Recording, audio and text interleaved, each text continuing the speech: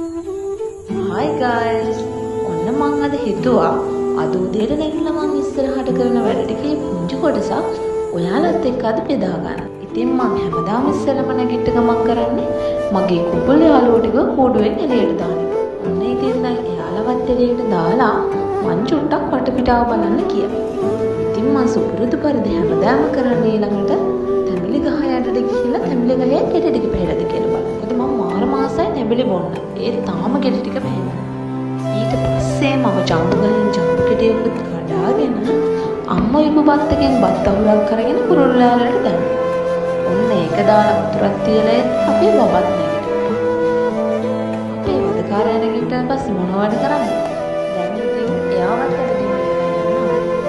එයාවත් ගෝකාර්ට් එකට දාගෙන මොන්න මං ඉතින් වටයක් එක්කගෙන යනවා. ඉතින් එයා වටයක් එක්කගෙන යද්දි අපේ ගෙදර ඉන්න අනිත් පොඩි බබත් ඇවිල්ලා කෑ ගහනවා. අපේ බබා පොඩි කාලේ නම් හරි මාසයි වටපිටාවේ ඇවිදින්න. ඔන්න ඊට පස්සේ යාටත් වටපිටාව පොඩ්ඩක් පෙන්නලා ඉවර වෙලා බබා මම්මට බාර දුන්නා නාවන්න කියලා.